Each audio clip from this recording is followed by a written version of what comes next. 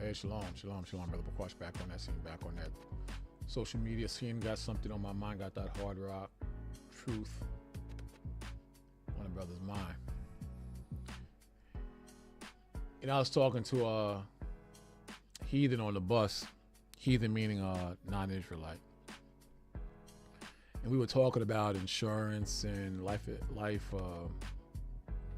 how long a person lives, and insurance and healthcare. And you know, what I was thinking was that a lot of younger people are, not living as long as they used to. A lot of younger people are passing away in their 40s, 50s, sometimes 30s, and they contributed, these deaths to smoking and poor diet. But I believe the real reason is the jibby jib, if you know what I mean. I saw a video, and I can't post it up because as of last week, when I talked about the Hillary Clinton thing in Haiti and the ice gun poison dart subject, they killed my Facebook page for the day. And when I came back on and complained about it, all of a sudden, mysteriously, my page came back up. So, bottom line is I'm going to be very careful as far as, what I say. I'm not going to be very long anyway. This is my lunch break. Hard rock truth, if you know what I mean. So I'm not going to be very long. But, yeah, I saw a couple of articles on the issue. And I was thinking about it earlier today off and on. And I saw it was Alex Jones video. And he was saying that since the jibby jib in 2019 to current, a lot of corpse or dead bodies have been examined, and they found this like thick, almost clay-like substance in the arteries. And it can only be from the jibby jib. It can only be from the poke. It can only be contributed to that because prior to that, the corpses or the dead bodies didn't have this substance in it. And all of a sudden now, this substance is coming out of nowhere. But I saw this in the Daily Mail. Let me see if I can share it with you. I saw this in the Daily Mail, and I said, let me just talk on this for a little bit because, this makes a lot of sense. And you brothers and sisters who are not in the faith, or perhaps even in the faith, who are who trust in this system and the medicine, you better be very, very careful. You better be extremely careful because these guys are playing for keeps. They're not joking around. And you're putting stuff, you're putting stuff in your body. I was just telling them they putting stuff in their body from the enemy, and they have no idea what they're doing to themselves. And, I got into it with some people on a job some time ago. I was telling them, don't take that poke. Don't take any poke because you don't know what's in that. And man, they ganged up on me and attacked me and said all types of things to toward me. They didn't like the fact that I talked on that because their daddy is the government, and unfortunately they believe in the government. But check out this article. I found this very interesting, this article. I think I lost me. Oh, there I go. Check this article out. This is crazy. It says, global cancer phenomenon. It's not just America. The UK, Japan, and South Africa and Australia are among dozens of countries suffering mystery tumor spikes in young people. So that can't be just by chance and just the food you're eating, because this is a global thing. And the only thing I can think of that has transpired into people's lives is the pokey wokey or the jibby jab. That's the only thing that all these countries could have in common, where young people are getting these tumors out of nowhere.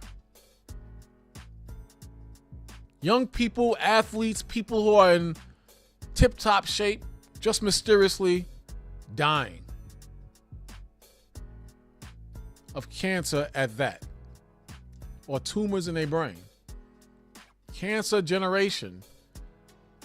I don't know why they got Chadwick on there, but that's kind of odd too. But I mean, you can't get around this. Doctors across the globe are sounding the alarm over the epidemic of young people being diagnosed with cancers more commonly associated with the elderly, while cases of early onset cancer, defined as those in people under 50 years old, account for a small amount of overall cases. Experts are concerned about the recent and unexpected rise of the disease in young patients. Between 1990 and 2019, cases of cancer in young people increased 79%. 79%, and the deaths have risen 28% across the globe.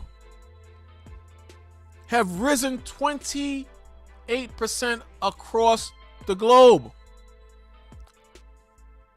So there has to be something related to the jibby jib, in my opinion. It's not just the food, even though the food does contribute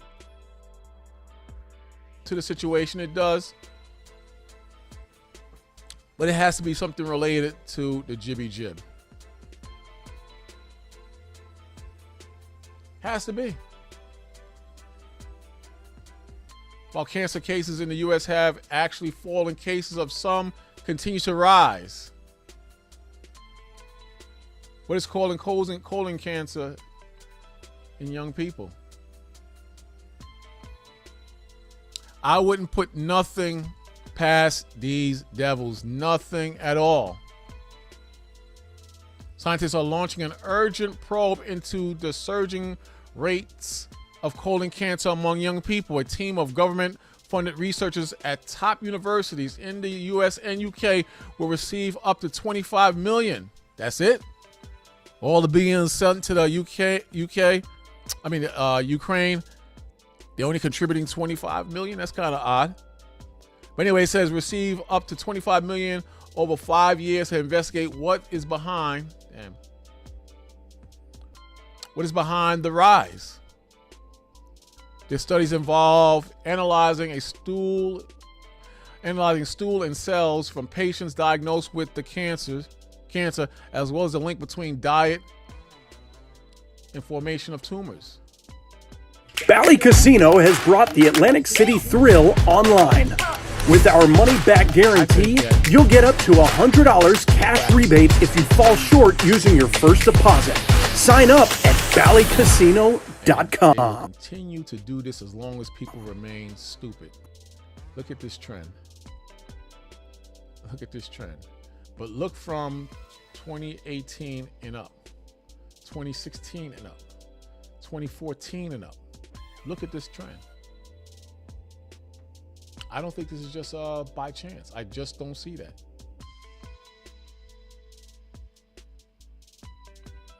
This is big. It says this is bigger than COVID. Why are so many Americans dying early?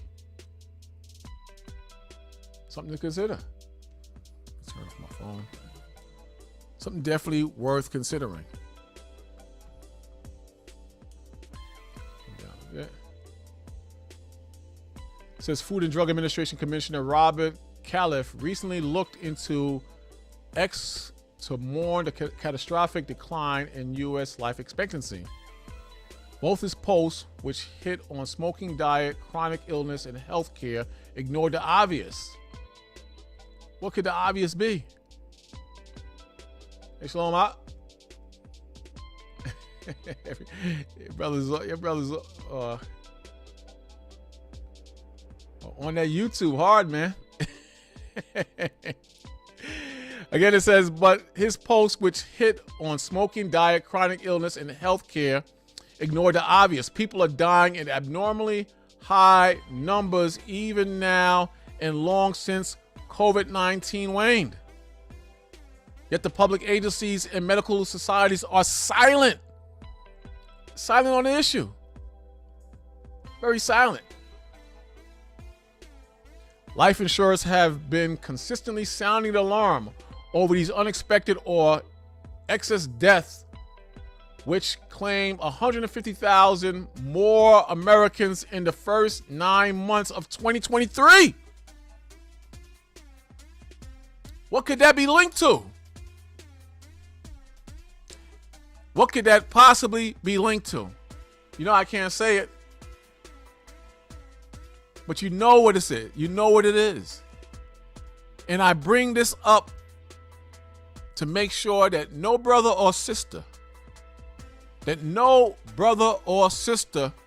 ever trust in this government, have any faith in politics or the government or science or schools, and wake up and put all your faith, all your trust into the Most High and His Son, Yahweh Shai. Yeah.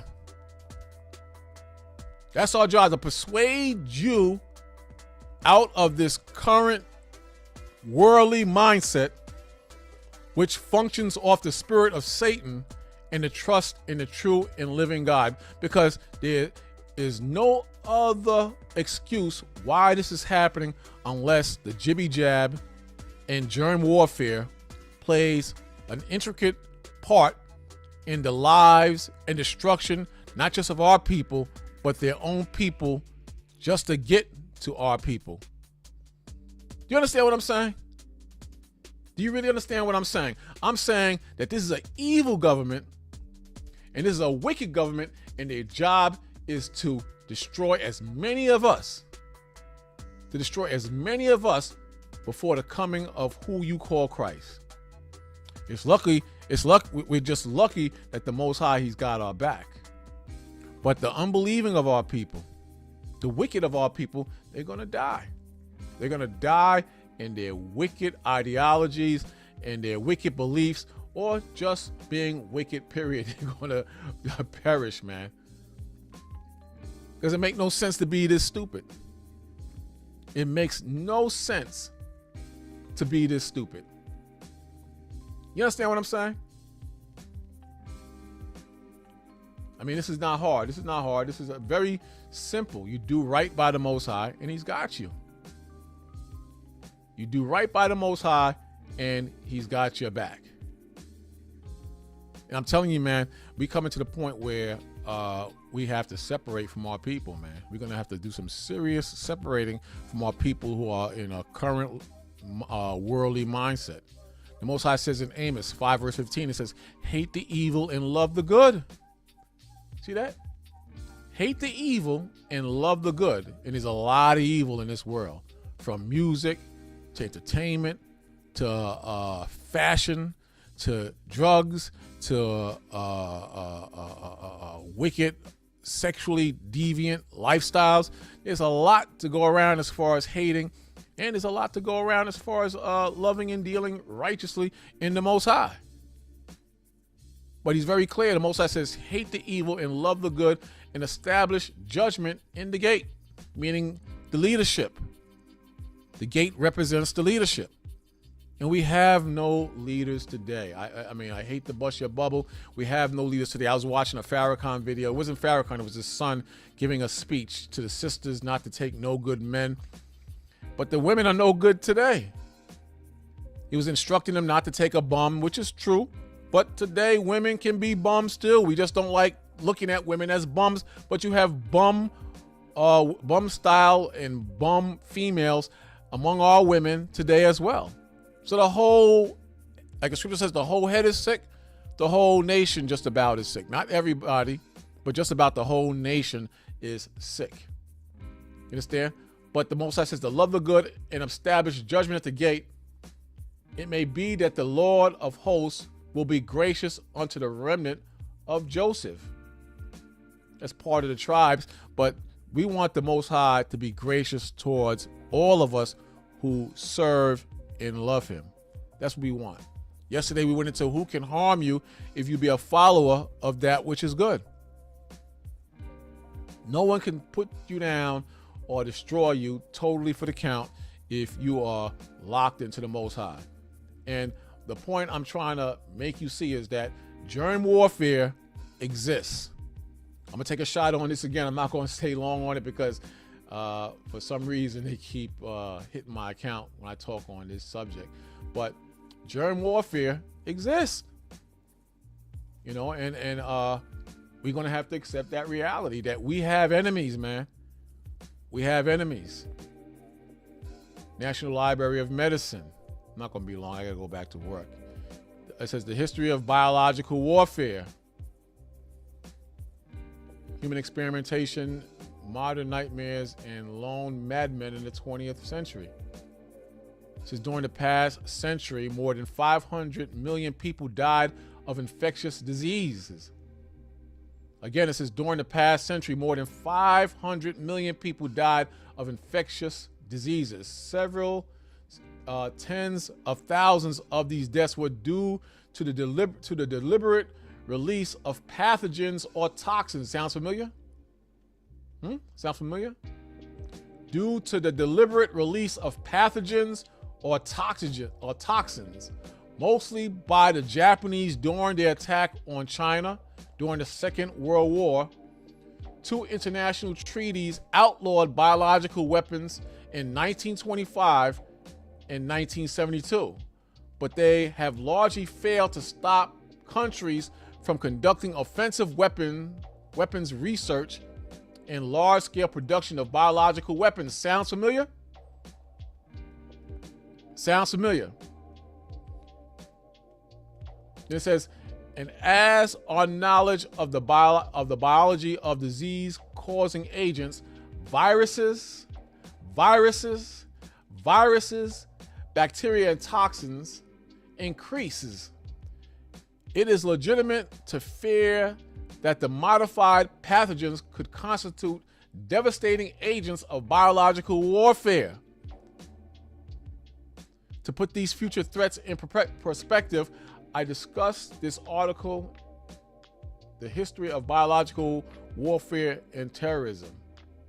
I'm not gonna go any more on this because I don't want any problems, you know.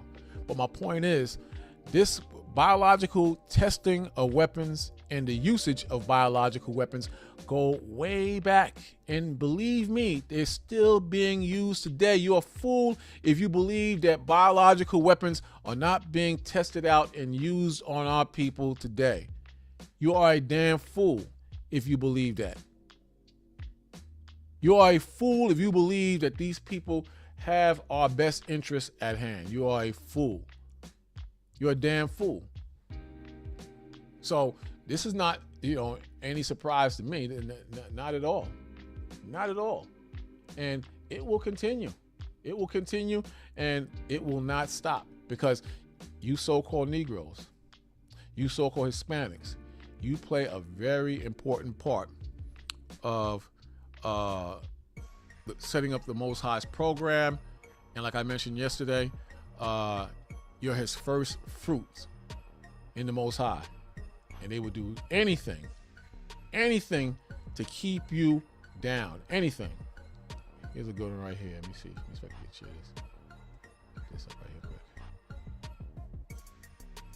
Anything, man. They'll do anything to keep you out of the loop.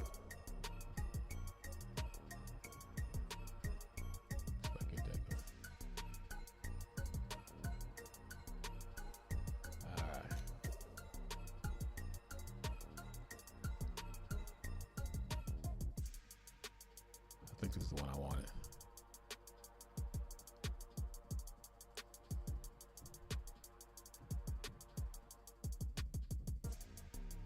No, it's not the one I wanted.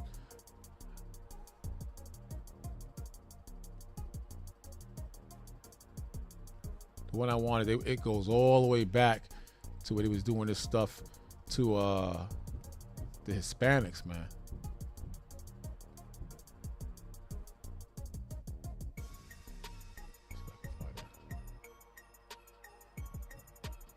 This one?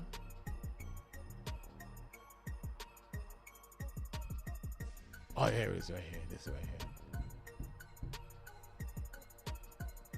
here. People lumped them together under a single war that ended in genocide.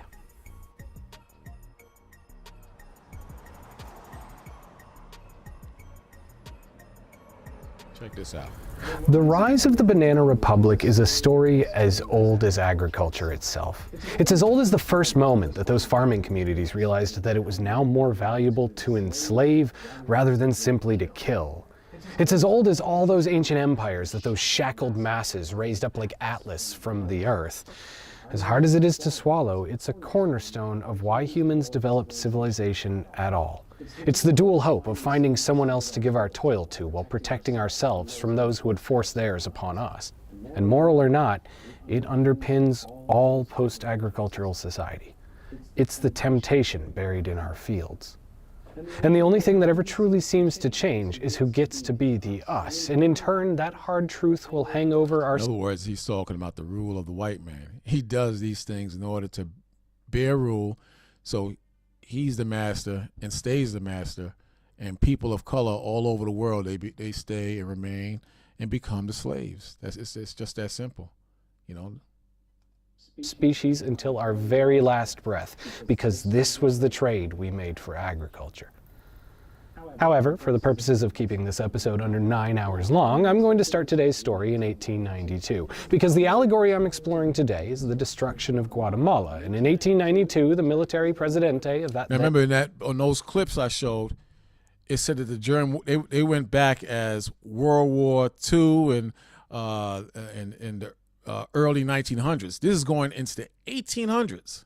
He's all the way back as far as the 1800s. This is how far these devils have been doing this stuff, man.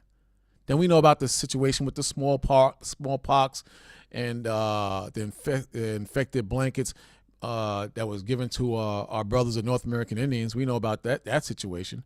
But that's how far back these devils have been doing this wicked, heinous acts to people of color all over the world, including our people, man. Check it out. Then 40-year republic was making a decision that would all but guarantee it. He was trying to sell some coffee, which is to say he was going to build a port city, name it after himself, and then build a railroad halfway across the country to the steps of his farm and those of his personal version of us. And because he had the power, he wasn't going to pay a dime. Not that he was going to do any of the actual farming himself, of course. Mr. Presidente was Criollo, which sort of goes without saying. He kind of had to be. This was a society split into racially based classes. If you weren't a full-blooded European, you weren't allowed into politics in Guatemala in the 19th century. You could never be a general, let alone a presidente. And what's more, he was a peninsulare, a Spaniard. He was on top of the top, not just in a socially nuanced sense either, but in the actual practicable law of the country. You have a lot of that in a lot of the Spanish-speaking countries today in South America and Central America. The Spaniards usually run the country. And if you are a full-blooded Indian, or you just had that Indian look, you most likely do not get a position of power. You do not get a pass. So in order to maintain power and to keep power, lies, deceptions, religion, all these things have to be passed along to the poor, which are usually people of color, to keep them as slaves and to collect pennies on the dollar through slave labor. And yet, every society needs workers. We can't all be presidente. So Guatemala, being a colony, did what colonies are built to do. It conquered people, lumped them together under a single race, voted itself their land, and then either enslaved them or offered it back to them as sharecroppers. It gave itself a virtual, guaranteed national labor force, and what's more, it was one that you could spot with the naked eye. They even went so far as to invent clothing styles to designate individual groups within the indigenous. Many still wear those clothes today. Yet, the races themselves only made sense within the system that was imposing them. They were a truly Guatemalan form of identity, because neither Maya nor Criollo would have truly felt united in their original forms. Back home in Spain, an Italian was seen as a them, not an us, and the same went for the various groups that were formed into the Maya. 1,000 years before, their ancestors would have seen each other as distinctly as any Europeans, and they would have fought their own wars of enslavement to get workers for the farms of their own kings. They too felt the temptations in their fields just as much as any other. But those days were dead. They'd been conquered, and to the Spanish eye that built their new identity, even the Maya kings were just another field hand. In 1892, the best this bottom rung of Guatemalan society could ever hope for was a tiny plot on someone else's farm in exchange for a harvest's worth of work, just enough to feed their families. The less lucky among them had to settle for a day wage that couldn't possibly meet their bills. These were known as the mozos, which directly translates to servants, but on a more colloquial level, it just means the indigenous, kings and all. My point is, this man will make a slave out of anybody, man. Out of anybody. He will make a slave out of anybody in any parts of this world just to maintain power. And the point I'm trying to show you is that stop trying to beg this man in the spirit of Jesus to change. This man is not going to change. If he was going to change, he would have changed a long time ago. A long time ago, he would have changed. This man is not going to change. You see what he's doing. You see the effect he's had on the people of Guatemala and Central America and all over the world. This is the real, true history of how this man conquers and destroys everything and controls everything and sexually violates everything and induces diseases on multiple people all over the world to gain control. Do you understand what I'm saying? It's not that I'm trying to be racist. I'm showing you the facts of how this man operates. That's what you're not seeing. That's what you're not seeing. It's another one. I gotta go to work, man. This is the Panama Deception. How many of you are familiar with the footage of the Panama Deception, where the agreement between between America and Panama and the canal and America's usage of the canal was coming to an end. So America and the white man had to do something to get the canal back. And they just murdered, bombed, and destroyed the people of Panama, people of color again. Let me see if this is the right one.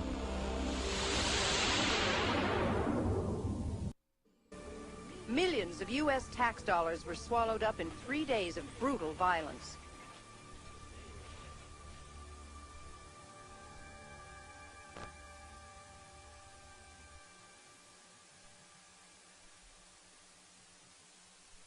The strategy was considered a stunning military and political success. In many ways, the invasion served as a testing ground for the Persian Gulf War 1 year later. It is also an indication of the kinds of intervention the United States may undertake in the years to come. But still, big questions remain. What exactly happened during the invasion of Panama, and why? This is the CBS Evening News. Dan Rattle reporting. Good evening.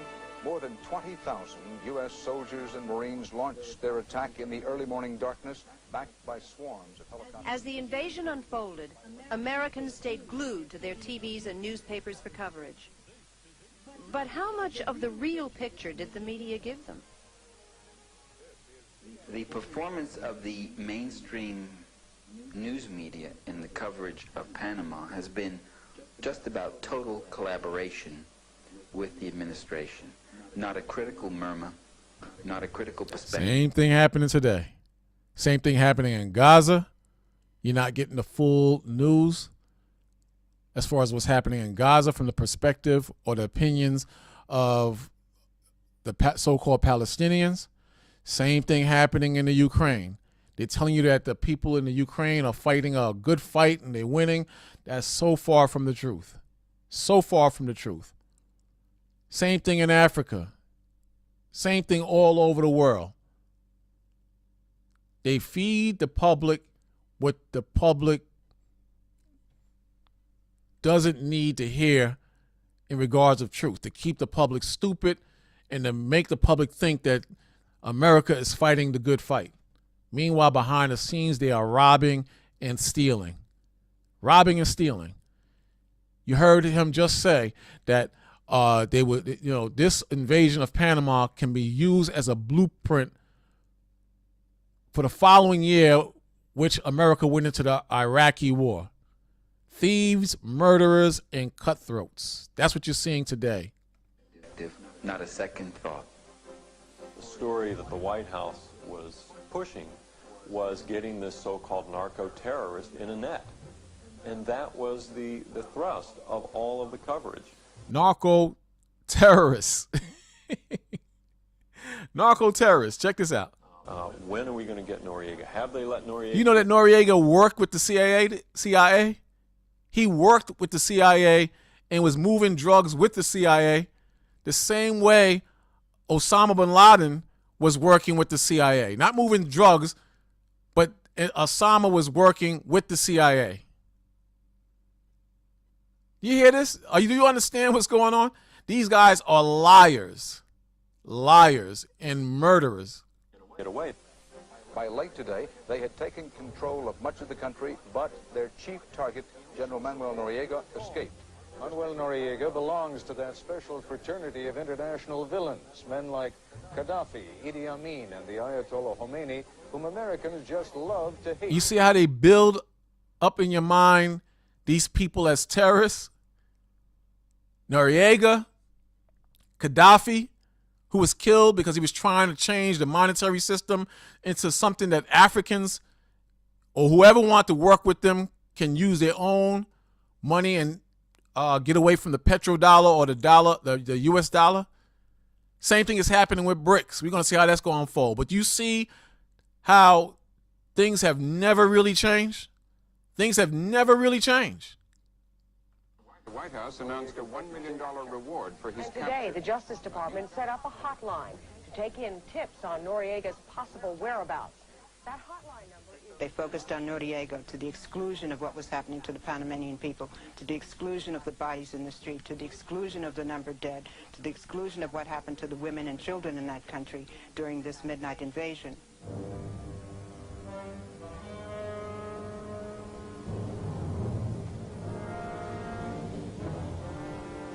In some ways, the 1989 U.S. invasion of Panama was no surprise, given the history of relations between these two countries.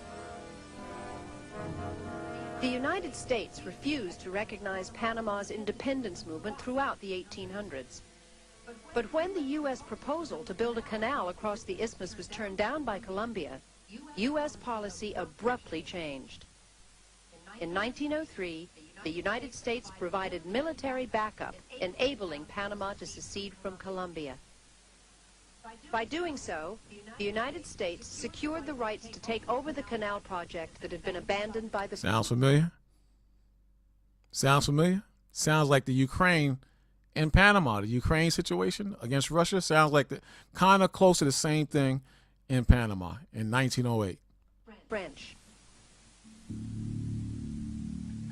In a treaty that was negotiated between the French canal investors and the United States, the Americans were granted sovereign control in perpetuity of a 10-mile wide strip of land they called the Canal Zone.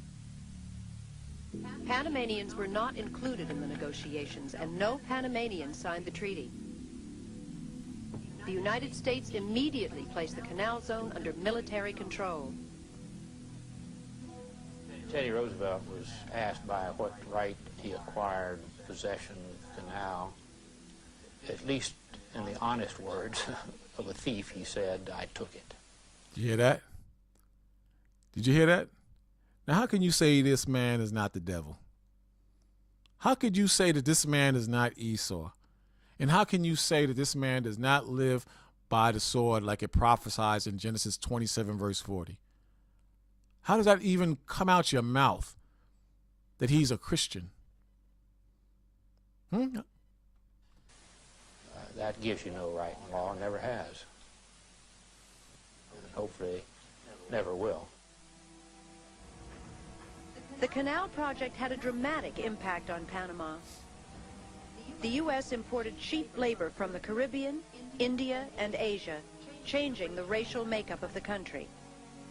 Thousands of these workers died, and those who remained lived as part of a new racial underclass.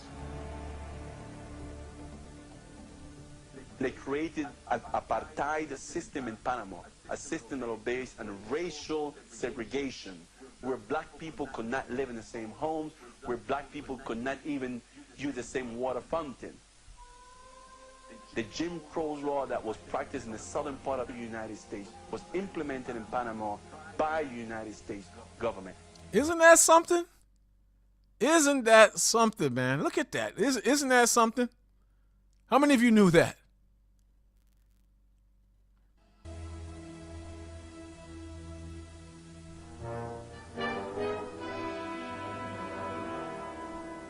After the canal was completed in 1913, the United States continued to expand its military presence and tighten its grip on Panamanian politics. Violent confrontations between Panamanians and the U.S. military grew in the decades that followed. Tensions peaked in 1964 when students tried to exercise Panama's right to fly its flag in the canal zone. 21 Panamanians were killed and hundreds were wounded in the... Look at that.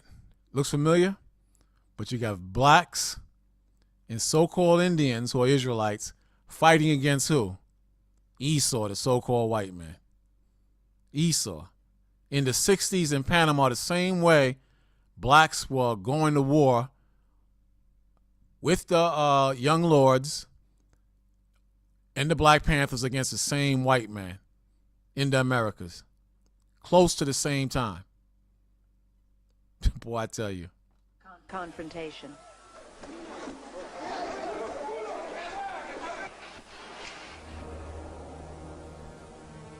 In 1968, Panama's government was overthrown in a military coup.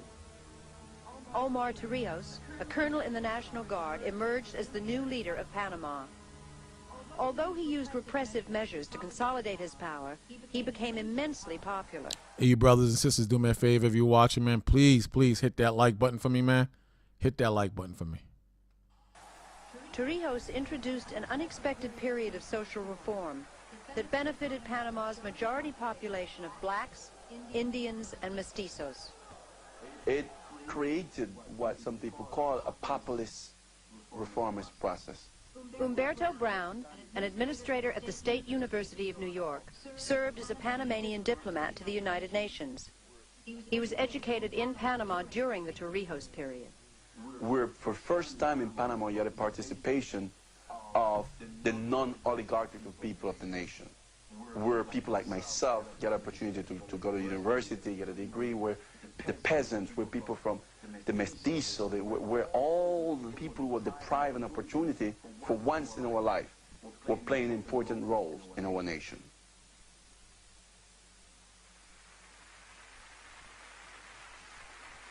In 1978, relations between the United States and Panama reached a high point.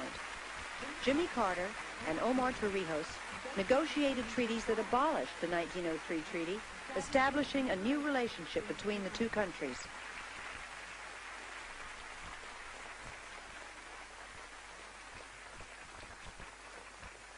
The Carter-Torrijos treaties required the United States to vacate its military bases and withdraw its troops by the year 2000.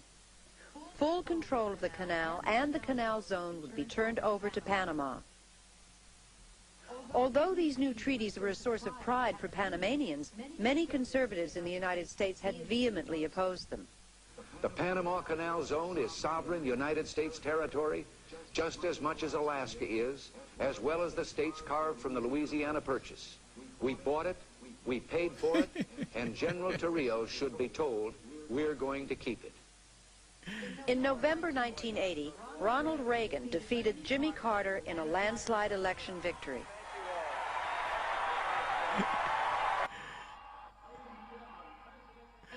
Later, on the night of July 31st, 1981, Omar Torrijos was killed in a fiery plane crash. The circumstances of the incident are unclear. Authorities said that his plane crashed into the side of a mountain. Did you hear this? But witnesses said that the plane exploded in flight. Although his death was officially declared an accident, many suspect that he was assassinated. Some think that Manuel Noriega may have been involved, but many are convinced it was the CIA that was responsible. There you go. I'm quite convinced that the CIA killed Torrijos. And this I know quite well because I work with Torrijos. Jose Chuchu Martinez was one of Torrijos' closest aides for many years. They killed him precisely at the moment they had to kill him. At the moment that Torrijos was having a big influence over all. Go back a little bit. Panama during the Torrijos period. I'll go back a little bit because I know you missed that part. We gotta check that out. First time in Panama. Jimmy Carter and Omar Torrijos negotiated treaties that abolished the 1903 treaty, establishing a new relationship between the two countries.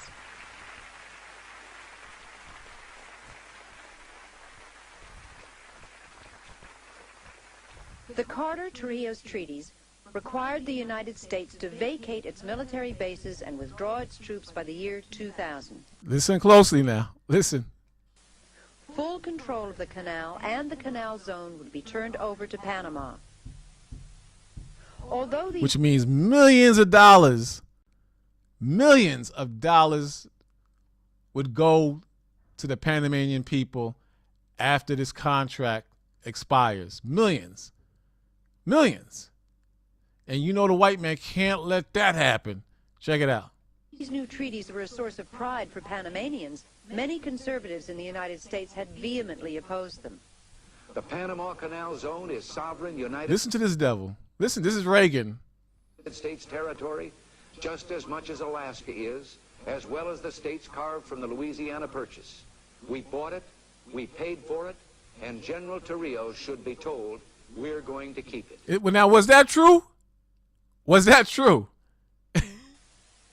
In November 1980, Ronald Reagan defeated Jimmy Carter in a landslide election victory.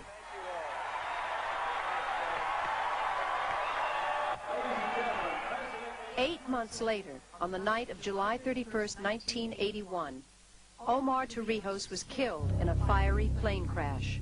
Now you know what was behind that. You know what happened.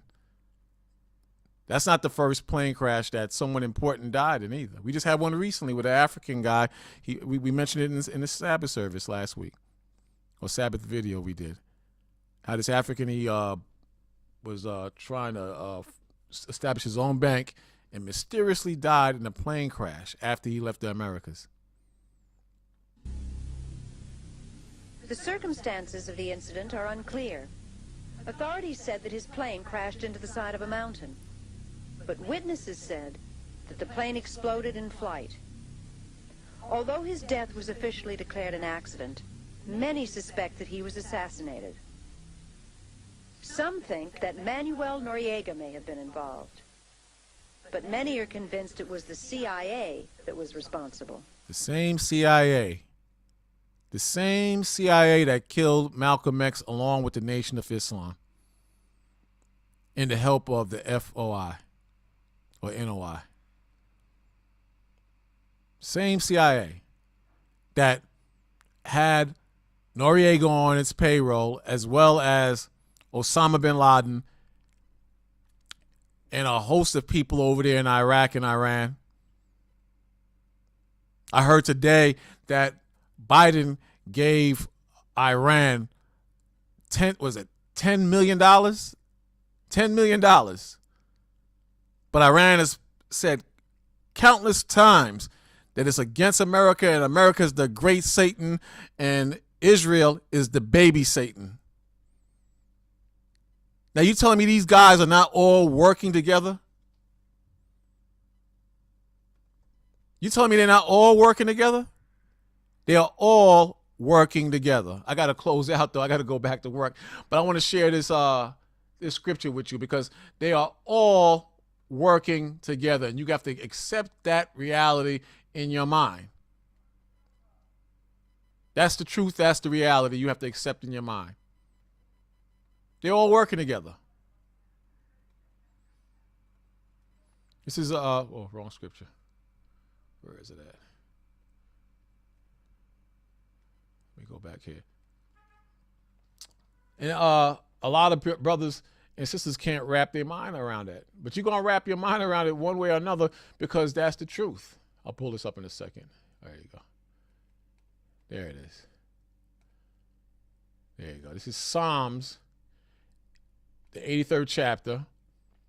And let's start at the second verse. It says, "For lo, thy enemies make a tumult, and they that hate thee have lifted up the head," meaning the heathens who once feared the Most High.